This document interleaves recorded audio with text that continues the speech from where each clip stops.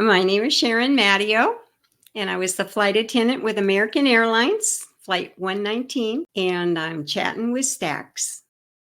Welcome to this episode of Chatting with Stacks. I'm your host, Bill Stacks, and today I got Sharon Matteo. Hello. Hello, Bill. How are you? I'm doing well, thank you. Thank you for joining me. I appreciate you taking the time. You're welcome. You have a pretty incredible story. You just had an anniversary of the situation that happened to you. Yes, 52 years. That's pretty wild. The whole situation is wild. Yeah. Now, the first thing I want to ask you is, where were you born and raised? Oh, well, how long is your tape? I was born in Canada, moved to Florida when I was 7. We moved to California 3 years later, and then up to Oregon, back to Central California, and then again Southern, and we followed the job for my father. When I got married, we were in Southern California, but we've lived in Connecticut, Nevada, Reno, Nevada, Michigan, and we're back in Florida. So I've been around. So when did you first get into the profession of being a stewardess? It was in 1972. I applied towards the end of 1971. I was 21 and went for an interview, and they hired me. American Airlines did. Started my training in February of 1972 and graduated in March 21st. So how long were you on the job until this situation happened? And was there any situations before this situation happened? Okay, for me, there was no other. My flights were normal, but I'd only been flying 3 months, almost 3 months. And it was my very first month of holding a bid. So I knew where I was going to be each day. Before that, I was like on a reserve where you got a phone call and you're going to go to LA one day and you're, going to Dallas another. But this time I knew my schedule for the month. And it was towards the end of the month, June 23rd, when this all took place. So you would take a flight somewhere, and would you have a hotel and stay in a hotel and then wait for the next flight? We were on this particular day, we were on the last leg of the trip, and we were going to stay the night in Tulsa, Oklahoma. But we never got there. So 2 of us spent the night in St. Louis, and 2 more went on with the plane and ended up in Chicago. So can you explain how your day started that day? Sure. And then walk me through this situation. It was an early flight to Toronto from LaGuardia Airport to Toronto. And then we came right back. It was a liquor, not liquor at that morning. It was a breakfast service. And so we went to Toronto, turned around, came right back. We had to wait for about 3 hours. Then we caught a flight to St. Louis. And then the majority of people got off, more people came on, and it was just going to be a short flight to Tulsa. And on that, now in those days, we fed you just about every flight you got on. And so on that last one, we were just serving liquor or soft drinks and sandwiches. So we were towards the end of the flight. We were about ready to descend into Tulsa. And one of our passengers got up, went into the back lavatory, put on a man's wig, dark glasses that you couldn't see his eyes, surgical gloves, and he came out with a machine gun. and he stood at the back of the at the back of the plane. Now, I was at the beginning of coach, and I'm serving sandwiches. I've run out, and I'm starting to come back when my flying partner, Jane, was in the galley, which is at the back. And he had said to her, Miss, take this note to the cockpit.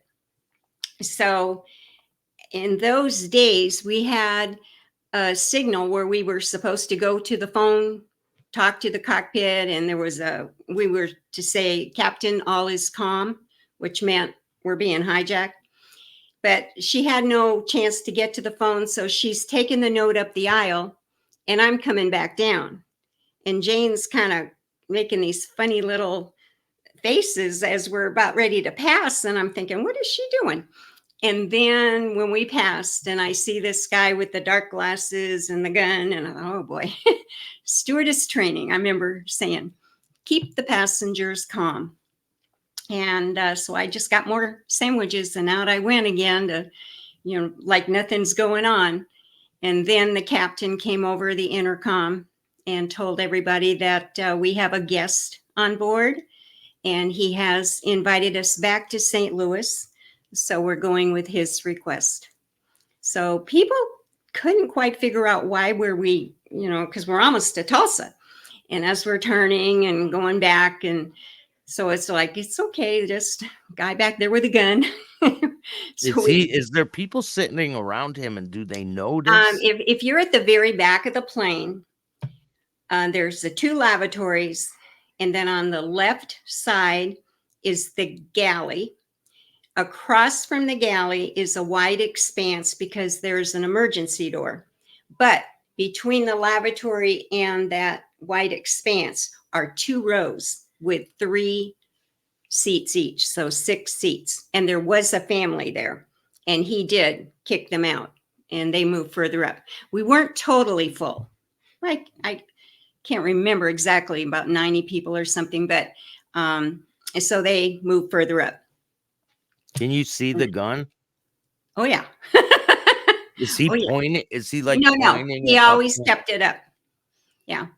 But it was definitely visible. Oh, yes. Oh, yes. Yes. He knew what was going on. Were other passengers noticing this? Well, the family back here knew. But if you were facing forward, no, you wouldn't have known. And so as we came back, he sat in the very last row on the aisle. And then he had us, first we had to go and get anybody who had a camera and take the film out. And we brought it back to him in those days. He would expose the film. He told us he wanted women and children in first class and beginning of coach, and the men behind. So we were breaking up families. And let's see, what else do we do? Are people crying when this is going on? No, it was very quiet. It was very quiet. People, very quiet. And I know I was very scared. I'm sure we were all very scared, because you don't know when somebody's doing something like this. Yeah. So we landed far from the airport, out in the fields somewhere at the airport. And then he wanted the women and children could leave. Oh, that's right. And he said the men on the right side of the plane could also leave. So because we were so far from the terminal, the girls, the 2 first-class girls, sat in their first-class jump seat, and they pulled the slide, and everybody went down the slide. Now, I'm sitting in the row ahead of him at this time, so I don't see any, I can see the people getting off, basically, but that's it. I don't know how they got to the terminal. Yeah. And then it left about 25 men on the left side of the plane. So the captain called back on the interphone and said, ask him if it's all right to let any man who has a heart condition or takes medication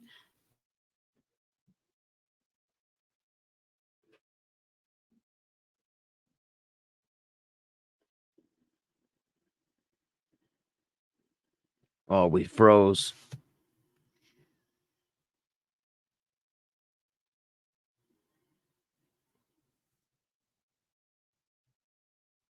And All right, we're good. okay. So there were 25 men on the left side. And so then when every man stood up, the hijacker says, get some of them back here.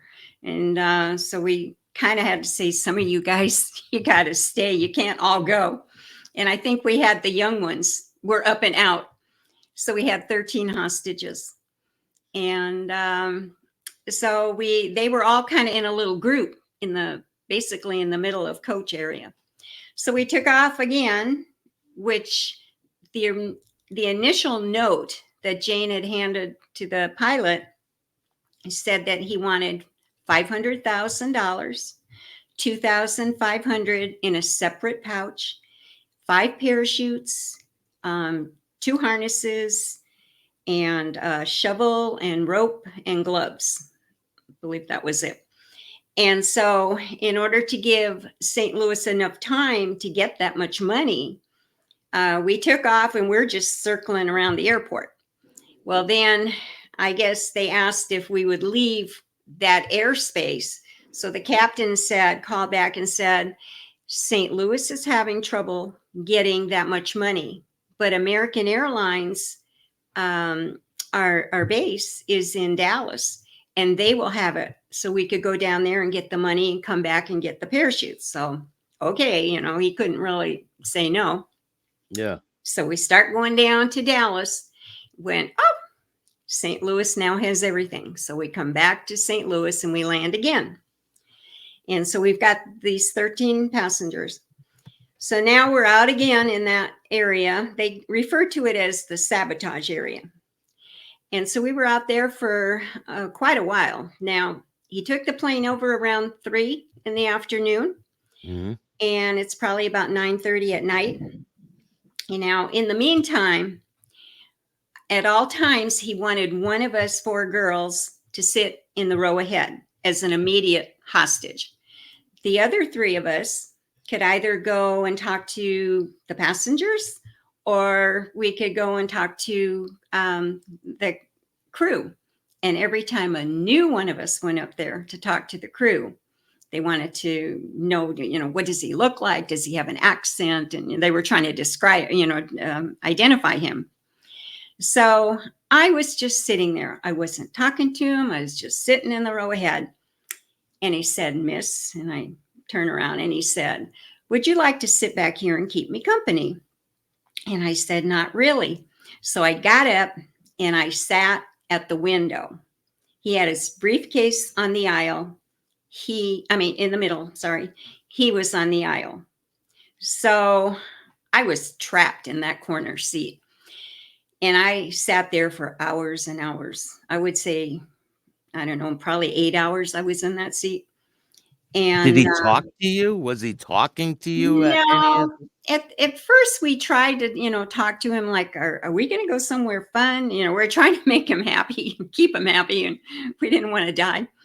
And he wouldn't talk. He would talk about us, but he would say nothing about himself. But a little bit of conversation at the beginning. I do recall one time after many hours, Diane said, I have such a headache. And I was in the corner and I said, I have a headache. McNally's on my left. He goes, I've got a headache. So she went to the kit and she got out Tylenol. And Tylenol, back then at least, came in packets of 2. And so she handed me a packet and handed him a packet. And he opened it and he made me take one before he took the other one. So I think he thought, maybe these are knockout pills or something, Oh, So- to like test it, right? Yeah. Hold on 1 second.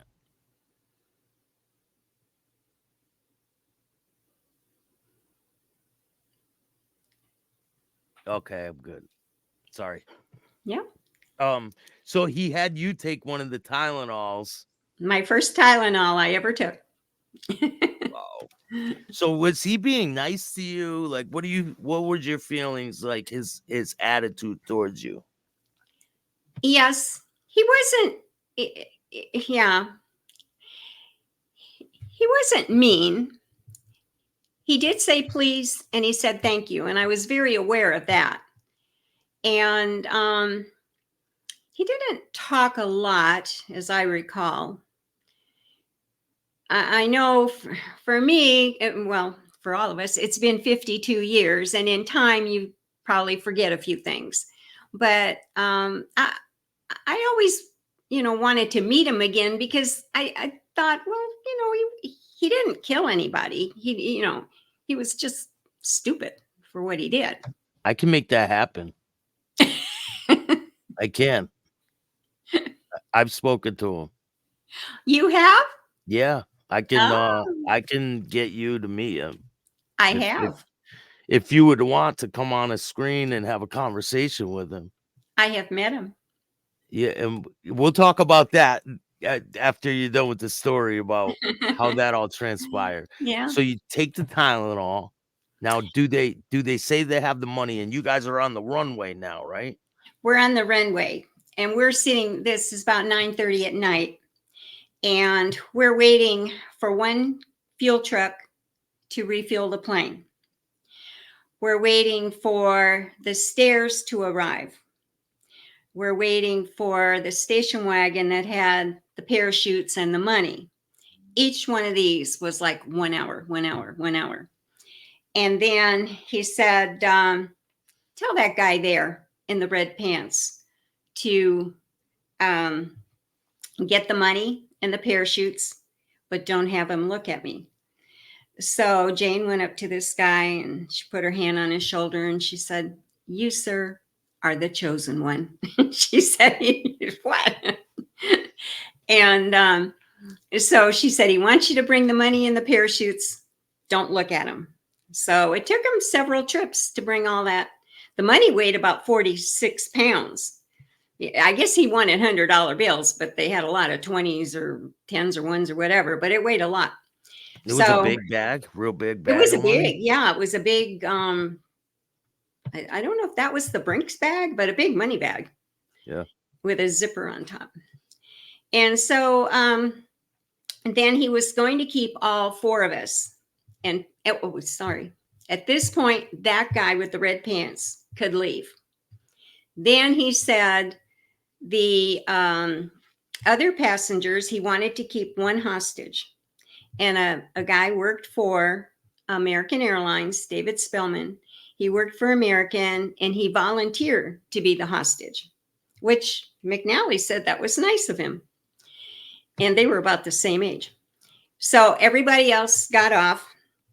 Now we had a new crew come on. We had been on duty since about 5 in the morning, and now it's about midnight. So our 3 guys got off, and a new crew came on at a 2-minute interval with their hands in the air, and they had to take off the hat and turn around, pant legs rolled up to the knees and all that. So 2 minutes each one came on so that they weren't carrying a gun. Of course, we find out later that they're doing this and they're bringing a pistol or something through the cockpit window. So then it was time for 2 of us to get off because we had told them there's no way 4 girls plus another hostage, we could all fit in the cockpit. There's already 3 guys up there and it's not that big. Yeah. So he said, okay, I'll keep 2 girls. And he said, you can talk among yourselves. Well, Jane and I just graduated. We were brand new. And Jennifer was the number 1. And she said, you 2 get off here. So I remember, in the meantime, forgot. Before this happened, I'm sorry, when they brought the money and everything on, he got up and he got his knife and he slit open the small pouch. And it did have 2,500, but he wanted large bills. And it had packets of 10s and 1s. And he got mad. He went, what is all this shit? And I'm stuck in the corner. And he threw some at me and he gave some to Jane. So when and then forget that. Okay, so we got the money. He then looks at the parachutes and we didn't know it at the time, but he's never jumped before. And so crazy. Back then I had made one parachute jump on my own. And so I knew when those parachutes came that they were reserve chutes, but I wasn't going to tell him. And so he says, tell one of the guys up front, show me how to put this on. So they sent the flight engineer back, who demonstrated how to put on a parachute harness and attach the chute. And the straps were tight, and he was kind of hunched over. And he said, that isn't, and he had the gun on him all the time. And he said, that doesn't look right to me. Well, at this time, the captain said, we have a parachute expert at the airport who will show you how to put one on. So this guy came on, an FBI guy. He came on, he demonstrated how to put on the parachute harness and all that. So McNally said, okay, I want you to open that one and this one and that one, 3 out of 5, to make sure they opened and everything looked good inside. So that was good. So he went off and took the chutes. So now it was time for Jane and I to get off. And I remember we stood at the top of the stairs, and I remember saying to her, like, where do we go? And out of the darkness came this pickup truck. And the guy said, FBI, hop in. So we hopped into his pickup truck, and I'm carrying the money because he had just thrown this money at me. Well, I didn't have it very long. That guy took it and takes us to the back of the airport. So they put Jane in one room. I'm in another room. 1972, no computers. So we have flip charts, eyes, nose, mouth. So we're putting together what he looks like. And so then a guy came and he took our 2 composites. Yeah, we did a really good job because he never took his glasses off and, had his wig on. And so while this is going on, we hear about a car running into an airplane. And we said, what's this all about? And I guess there was a guy in a bar at the Marriott, and he was getting more and more drunk. And he basically said, I'm going to get that son of a gun. He got in a brand new Eldorado car, and he rammed through 2 chain link fences, got onto the runway. And they don't know whether he didn't see the plane because there were no lights on the plane. I guess the hijacker didn't want him on. And he got caught. He hit the nose gear and got caught under the left wing. And it's a wonder he lived. He did, but I guess he was very badly hurt. So now they have a disabled airplane. Yeah, So disabled the whole airplane, right? Like, so he's going to take off with that one now. So now they got to get another plane. So they put the other plane, and it's got to be the same type. It's got to be a 727 with the rear stairs, because you can't parachute out of a 707 or something. And so everybody apparently carried something, whether it was the money or the parachute or whatever. He had the gun. And so they went down the rear stairs and up the stairs of the new one. And then I know in the trial, which was in December, I met, there was a guy who was a sharpshooter. And I remember him saying that he had the guy in his sight. He was squeezing the trigger when he caught one of the stewardess's shoulders, and it was just too close to pull that trigger. So he let him go, and then they took off, and he parachuted out over Peru, Indiana. And that's all I ever knew for about 48 years until the podcast came out, American Skyjacker. And there's a whole nother story when he went to prison. Yeah, with the helicopter and everything else. Oh, my goodness. Yeah. Another woman died, and then her Yes. daughter ends up hijacking a Yes. helicopter. I mean, it's quite a story. Quite a story. Now, what was the process once they get you off the plane? What do the FBI and all these people, the law enforcement, do they start questioning you like intensively? And you're tired now by this point, right? Well, I guess I was. I don't know. You're kind of woken up. I just wasn't relaxed to go to sleep. But yeah, they interviewed Jane in one room, and I'm over here, and I remember all that going on. And then after we could, do the composite drawing, and they basically know what happened, and then we stayed the night there in St. Louis. So once he gets arrested, Mhm. you have to go to court. And Yes, that what was was that in experience December. like? What was that like? That was my first time ever being in a courtroom. And so you're kept in a little room. That's how I met the guy, the sharpshooter. And I met the chief of police of Peru, Indiana, who gave McNally a lift. He gave him a ride, I know. right? So what about this is the first time you're seeing him with your own eyes too, without the When I was sunglasses. on the stand and looking at him, he just was very pale. And because we'd never seen him without sunglasses and this wig. And he just seemed very white, because he hadn't been out in the sun, I guess, for 6 months.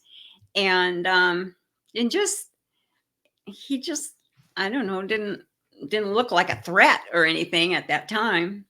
I remember Jane was one of the first ones on the stand, and they asked her a lot of questions.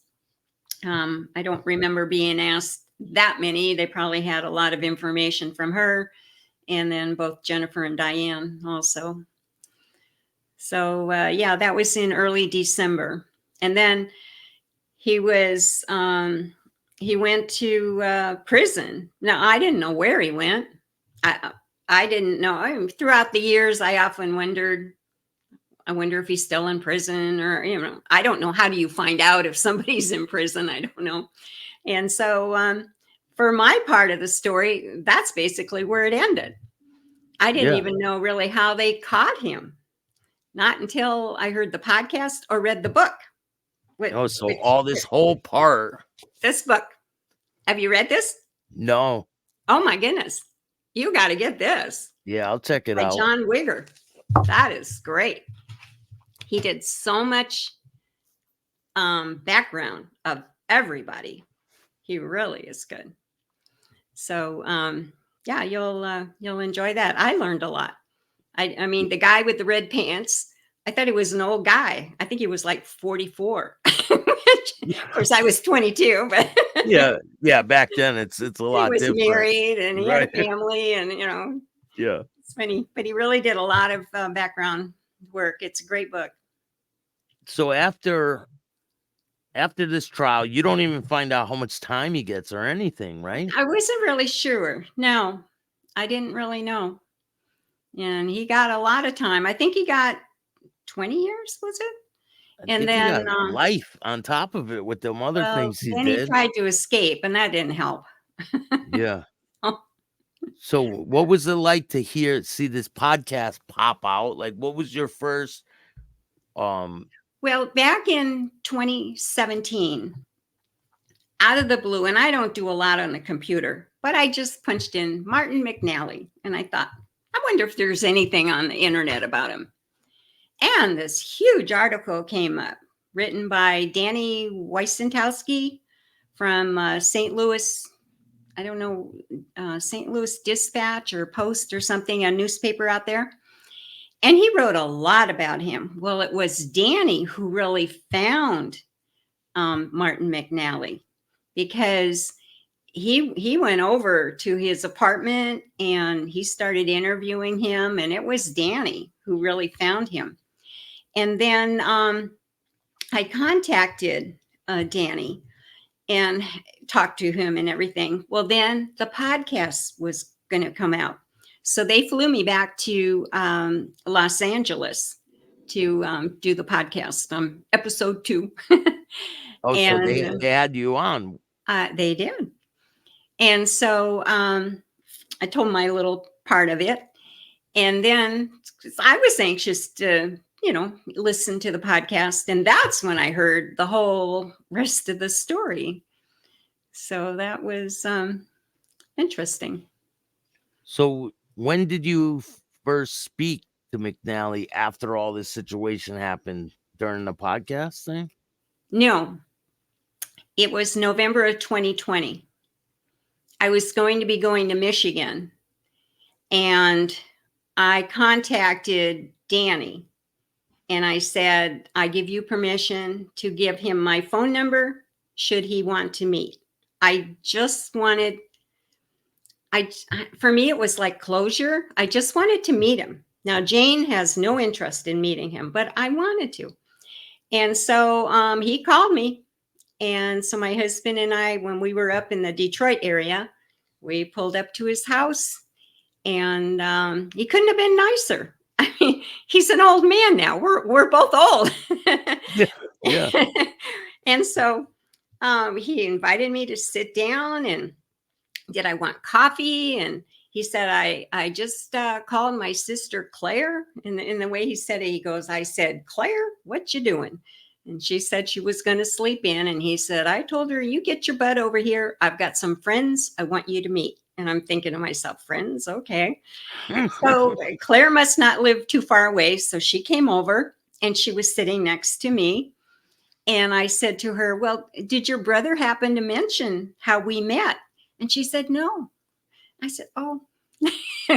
Well, I was the flight attendant that sat next to him on the plane. And Claire's jaw dropped. So we had a nice little conversation. And, he was stupid. He was absolutely stupid for trying it. And he paid the price. That's for sure. He almost got away with it. Mm. Right? He lost the money too, though. He lost the money. Yeah, he did. I don't think he would have gotten away with it. I don't think so. No, if he would have had the money with him, that cop wouldn't have gave him a ride. There would have been a lot of variables that would have. Yeah, but I think he was kind of bragging to some of his friends, and I don't think he could have gotten away with it. No. But well. So during your flight career, what did you do after this? Were you still flight attendant? Yeah, I had just started. I flew until 1982. So for 10 years, I was with the company. Did they give you any time off because of this incident? Well, I had 2 weeks, because when I got back home, we spent the night in St. Louis, the night of the hijacking. And then we went back to LaGuardia, to New York. And my mouth, because I had been sitting next to him for so long, and I was so frightened, I guess, my mouth broke out in all these canker sores. And so they gave me some time off. So I flew home, which was, at that time, my parents lived in California. So I flew home to Ojai, California. And I had a couple of weeks, and then I was right back on the job. And, nobody ever interviewed us. I always remember the 4 of us girls who lived in the apartment. Anytime Geraldo would come on TV, Geraldo's on, and we'd all run in and see him. And he was cute in those days with his hair longer. But nobody ever, tried to track us down or anything. And it kind of was one of those stories that kind of slipped between the cracks. And just went away. Yeah. So, I mean, I had told my part of the story to my friends and family, but I had never known anything beyond, and not really. How did he get caught? I don't know. But I said, well, I'm sure, I know he got caught because I went to the trial, but he's in prison, I guess, or I don't know, maybe he's out, and I didn't know. That's wild. So during your flight attendant career afterwards, were there any situations that happened? No. Nothing compared to that. No. No, nothing. So this and the guy who was the not the first officer, the flight engineer, I just recently, very recently, got his email, and he has retired.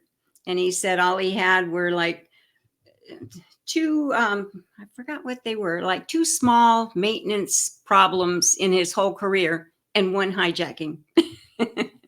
Oh, he was the He was maintenance. the flight engineer on the first group, the first pilots when it all happened. I'm surprised that he let them switch out. Yeah. We said we'd been on duty for so long and a new crew, but that's true. Yeah, like I wonder what happened to the pilot that was flying the plane when he bailed out. Is he still around? They were chief pilots out of Chicago. And so I never really, I guess I met them. I don't really remember them. During the trial, I must have met them. And so I don't know. I mean, it was, and we were never recognized for anything. Unfortunately, the airline never, they were going to give us, though, they were so excited that, we did such a good job. And the vice president said we're going to have a nice luncheon and all that. And kind of forgot that. So we never got anything. Yeah, that's messed up. They should have gave you Yeah. guys a medal. I mean, you guys took care of all these people, got them off the plane, and Yeah. nobody was killed. So Yeah. We often thought Jane and I were on probation. We didn't have a union behind us to protect us or anything, but I don't know. Nobody spoke up for us. So we just kind of went back to work and did our thing. But it's we a always wild have that one story. little story. Would you be open to doing a podcast and talking with him on my Sure. show? Sure. I So text him from time to time. I wished him happy anniversary the other day on the 23rd of June. He said he hadn't thought of what the date was. I remember the 23rd yeah. of June. If I went to prison for that long, I'd remember the date too. Right? I guess he got caught, like a week later or something. Yes, that's what I understand. Yeah. Well, this is an amazing story, and I'm glad it all turned out all right for you. Mm-hmm. Seemed There's like a little very bit nice more to woman. this story, Bill. So that was 1972. I met my husband on a flight in 1975. And we were flying from Detroit to Chicago. And it was a snowstorm like April 4th. And it was a huge spring snowstorm. And they'd already put the snow equipment away, apparently. And anyway, we circled for an hour or 2 hours. And we landed. And as I'm waiting for the courtesy car to take me to the hotel, I'm thinking, oh, there's that guy again.